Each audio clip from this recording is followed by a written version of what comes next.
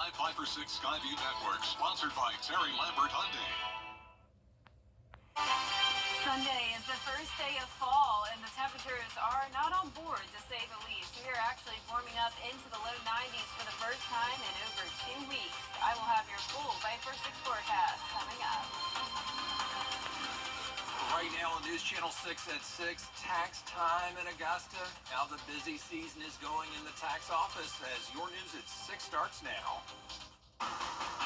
Live from Television Park, this is WJBF News Channel 6 at 6. Good evening, everybody. I'm Brad Means. Thank you for joining us. Jenny is off tonight. Coverage you can count on begins with the latest on that car crash in Columbia County that claimed the life of a Greenbrier High School student. Just 15 years old, Gordon Carmichael died in the wreck. It was about 5 o'clock this morning when it happened. Graham Lee is live at Greenbrier, as he has been all afternoon. And Graham, we do know the deputies are still investigating just what led to this crash. Well, Brad, no question that it's just heartbreaking news for the Greenbrier community, and especially the friends and family surrounding Gordon Carmichael. But I want to show you and take a look at just what's been going on over the last couple of hours. Friends and family have been gathering to make this small memorial at the site of the crash. A poster there with all kinds of signatures from his friends, flowers surrounding the tree, and a cross with the word Gordon on it. But as we're learning more about who Gordon Carmichael was, the sheriff's office is also still working to figure out why and how this happened. Investigators say a Jeep was found after crashing into a tree near the roundabout off Riverwood Parkway. That's near the Amberley neighborhood. When they arrived, Carmichael's body was still in the vehicle. Around 6 a.m. this morning, a mother called deputies looking for her son in car. Law enforcement unfortunately confirming it was her son, Gordon Carmichael, that they found. A spokesperson for the school district tells us Greenbrier High School will have additional guidance counselors and social workers available for students to talk to. And it's a resource that Child Enrichment says is crucial during these difficult times. It's really important for kids' mental health to be able to talk to professionals about this. And we also know that everybody grieves differently. So it's not easy, or it's not possible to just go in and do a blanket, like, we're going to have this one seminar talking about this. Giving kids the opportunity to have individual time with a therapist or a mental health provider is really key, because each kid's going to react differently. So the sheriff's office says they will not file charges against the parents because they didn't know that Gordon took the car as soon as they reported the fact that he was missing. All athletic events for Greenbrier have been canceled tonight, but classes are planning to go on as scheduled. In the meantime, Journey Community Church is actually meeting with families and friends right now at Journey Community Church, and they're celebrating and honoring the life of Gordon Carmichael. But again, Brad, it's a devastating day today for Greenbrier, and we'll continue to keep you updated on this situation in the coming days. For now, live in Evans, Graham Lee, WJBF, News Channel 6. All right, Graham, we appreciate you. North Augusta now, where the Public Safety Department needs your help to find a missing teenager, 15-year-old Belinda Sanchez, last seen September 4th at North Augusta High School. Investigators say she might be with her boyfriend there, Marlon Canas-Trochez. The two were actually seen in his black BMW with South Carolina plates the same day, and then the car was seen down in Clay County, Florida, outside of Jacksonville. If you know where she is, please call North Augusta Public Safety. The Aiken County Coroner's Office looking into a deadly shooting. This was late Wednesday night. Officers found the victim's body on Columbia Avenue Northeast near Chesterfield Street. The coroner says it is William Mathis. There is going to be an autopsy. An investigation underway in Barmel after one person was found dead. Julie Baxley is charged with attempted murder. On Tuesday, Matthew Baxley was found dead in a home on Highway 64 in Friendship. A second person was shot and taken to the hospital. Baxley has been denied bond. This case still being investigated, obviously, in the early stages.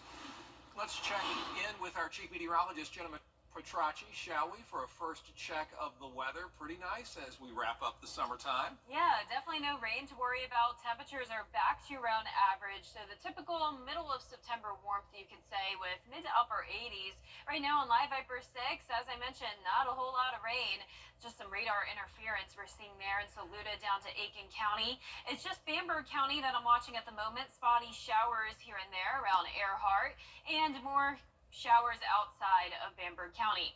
Beautiful view here on our Terry Lambert Hyundai Skyview cam over the river in Augusta. No rain nearby. No rain recorded at Augusta Busch Field today. And for the first time in a while, we had an above average temperature of 89 degrees. Low temperature right on track with average at 64 this morning.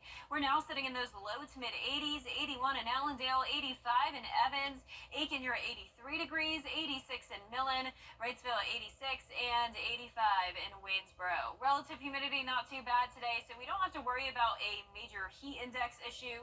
The actual temperature is really what it's feeling like outside, and winds are coming in from the north. Now 10 miles per hour in Aiken, 8 in Augusta and Waynesboro. So a bit breezy here and there with more clouds streaming in from the west, but really not much rain to our west. And that low pressure that was centered over the two-state over the past couple of days is now finally back off the coast. So that's why it's really the eastern seaboard that's just dealing with those isolated showers and storms. Partly cloudy and some patchy fog possible tomorrow morning. Temperatures going down into the mid-60s, and we are heating up, as I mentioned, for the first couple of days of fall. I will have a look at how hot it will get, plus a look at our next chance of rain coming up. But back to you, Brad. All right, Jenna, thanks. It is tax-paying time at Augusta's Municipal Building, and yes, business is picking up at the Richmond County Tax Commissioner's Office. This year's bills hit the mail last week. George Escala has the story. Tax-paying time at Augusta's Municipal Building. It's not everyone's happy time. Oh yeah, I'm so happy my bill went up $240. Very happy. Very not happy. Thousands of property owners are paying more this year, but that isn't due to the mayor and commission. It's due to a nearly 14% increase imposed by the Richmond County School Board. Augusta Richmond County Commission decided to do the full rollback, which should provide some relief from the commission side of the tax bill. However, we're not responsible for what the school board does. For property owners, it pays to be the early bird. Richmond County offers a 1% discount if you pay before October 10th. Richmond County is one of the only, if not the only, counties in the state of Georgia that does that. And so take advantage of that. I did take advantage of that because that cut me like $5. You're right, I didn't think about that, but yeah, I took advantage of the 1% discount. But Johnson is also warning taxpayers to be on their toes because the office only sends out tax bills by mail. If you receive a text, if you receive a phone call, if you receive an email, it did not come from our office. Give us a call and let us investigate. The deadline for paying taxes is November 18th to avoid paying penalties. In Augusta, George Escala, WJBF, News Channel 6. And there is good news to tell you today about Serenity Behavioral Health Systems. They are expanding in Augusta, going from a 16-bed facility to more than double that. And it's not just going to serve Richmond County as they break the ground there. 7 counties in our area will have access to the resources at Serenity. We recently did a bed study looking at how many crisis center beds do we need in Georgia. And we identified we needed 8 new crisis centers across Georgia over the next decade. But we also needed to convert some of our existing crisis centers to behavioral health crisis centers. And ultimately, this facility will be integrated health care. So someone can come in and they may have diabetes, they may have something that they need mental health services, but they also need just some regulation on their physical health, and they'll be able to receive all of that at this facility. In the meantime, the current facility will remain open, and the 988 helpline is always available to you. Still ahead, one step closer to a possible government shutdown. Why the latest spending bill was struck down. Next. RFK just 6 days before the Titan tragedy. Jenna's back with us to check out the weather for the rest of the week and beyond. Well, I'm excited for some cool weather this weekend, Brad. It's the last weekend of summer, also transitioning over to fall, and we will be in the low 90s. Only stray showers for now, but some potential higher rain chances next week due to the tropics. Stay with us for your full forecast after the break. And a free 1-year free warranty. Book an eye exam and shop the back-to-school sale. The 10-day forecast on News Channel 6 is brought to you by Murphy Auto Group. We're different. Let us prove it. Learn more at mymiracleadvantage.com, Facebook, or Instagram.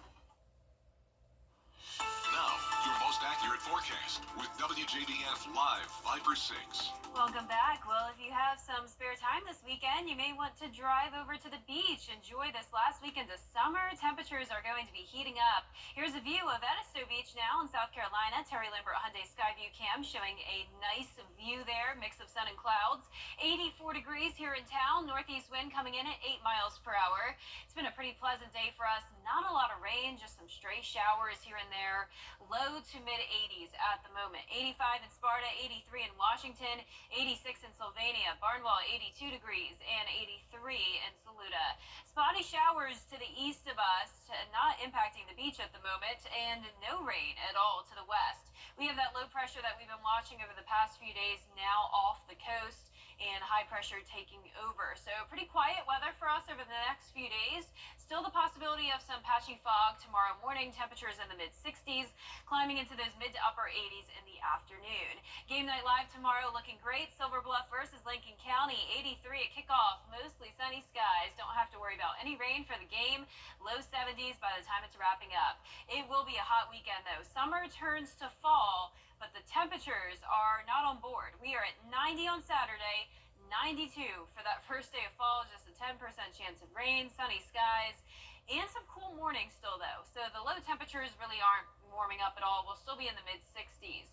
We can definitely use some rain. We have an update to the drought monitor today, and we're now seeing all of our northern and eastern counties under the second phase of drought. Not a very good chance of rain over the next several days. 10% for now, up to 20 to 30% by the middle of next week. So we're still under an inch for our September totals. And you can see tonight at 8 o'clock, we're still seeing some green here and there, but for the most part dry. Mix of sun and clouds again for your Friday. Just that 10% chance of a stray shower, and then nearly a repeat forecast for Saturday.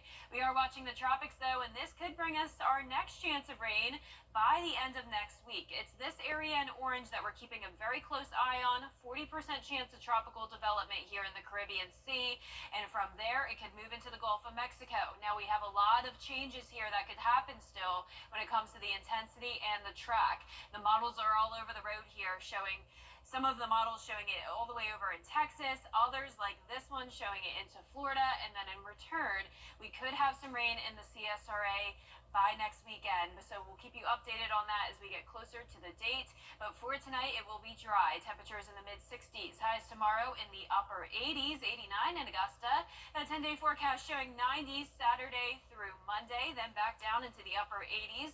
Starting out next week, nice and sunny. Rain chances increase starting on Wednesday.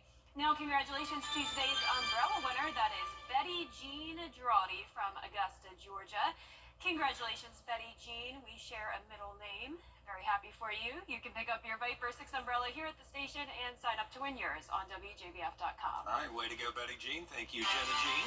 Still ahead, what you can expect from SEC play tonight in women's soccer. Gianna has it covered in sports. The salvation of this app. Keep on trucking and cross the river or head down Aiken-Augusta Highway to Master Chevrolet. Truck season is back and better than ever. Now is the time to drive off in a new Chevrolet Silverado Crew Cab for up to $10,000 off MSRP when you have an eligible trade-in. And if you're looking for impeccable service for your vehicle, schedule your appointment with Master's state-of-the-art service department today. Together, let's drive. Shop online now at masterchevrolet.com. You can't always choose the way, but you can choose your weather app. Go with the most accurate and most trusted, the Live 536 mobile app. Download it today. Now, WJBF sports coverage you can count on. Grovetown softball's dominance continues as they run-ruled Rockdale High School in 3 innings last night. Their 15-0 win marks their 24th overall in the season, and they are undefeated in 6A region play. The Lady Warriors have an opportunity to clinch a region title with at least one victory against Archer and Grayson next week. And on the soccer field, the Georgia Bulldogs women's team opens up SEC play against the South Carolina Gamecocks. The Gamecocks are coming off a 6-0 win against Georgia State and their third win on the season. Fifth-year senior Kat Berry was named SEC Player of the Week after her 3 goals, and Katie Shea Collins earned Freshman of the Week honors. The Bulldogs head into the match with a 3-game winning streak, having already played 3 ranked opponents. And Georgia leads the all-time series against the Gamecocks. The game is nationally televised tonight on ESPNU. And the Atlanta Falcons have a short week this week as they'll square off against the Kansas City Chiefs for Sunday Night Football. Now, if you plan on attending the game at Mercedes-Benz Stadium, then you better come with an empty stomach. All 72,000 fans will receive free hot dogs, chips, and a Coca-Cola souvenir cup. The announcement comes as Falcons owner Arthur Blank enters the franchise's Ring of Honor on a Sunday. Now, as for the game itself, the Falcons are looking to build off of their emotional Sunday night win. The more you're together, you're going to improve, you're going to get better, and I felt like that happened. What we learned a lot about ourselves in week 1, and we were able to take that and apply it to week 2. But we'll be doing the same from week 2 to week 3. Kickoff is set for 8:20 p.m. on a Sunday night. And our Football Friday Night Player of the Week poll is now live at WJBF.com. This week's nominees come from South Aiken, West Side, Westminster, and Batesburg, Leesville. You can vote once per day until Friday night, and we will announce the winner on Football Friday night. Look forward to that, Gianna. Thank you. We'll be right back. CSRA 8. TheMinutoffer.com. Something about the morning. They should be good now. You know that I love you. Good morning, Augusta. Look at this. Scientists discovering a lizard with a unique accessory. It's really a built-in scuba tank. It lets it breathe underwater. This is the diving anole lizard found in Costa Rica. It can spend minutes underwater because of a small air bubble on top of its head. There it is. Scientists say that bubble helps the lizard stay under and hide from predators. Just kind of summons it when he needs it, right? That's amazing. It Good really for him. is. That is so unique looking. Wow. Nature. Yeah, Very love cool. it. Interesting. Wow. Well, our 10-day forecast showing very low chances of rain at just 10% Friday into next Tuesday. So for the most part, a nice dry next several days, plenty of sunshine. Temperatures heating up, 90 degrees Saturday, 92 ironically on the first day of fall. Back into the upper 80s next week, and then some slightly higher rain chances next Wednesday into the weekend. Gianna, you good for your, second Football Friday night? Yeah, you know what? I'm getting there. Slowly but surely trying to recognize all the schools and the names and just pointing everything out where it is on a map. So Sure, I'll get there and I'll adjust, but it's been really fun to be a part of so far. And yeah, 90 degrees, that's pretty warm. What a so kick. yeah. What a kickoff to fall, 92. Oh man. Well, we sure appreciate you watching tonight. We're back at 7 after World News tonight. And then again for News Channel 6 at 11. Have a great night.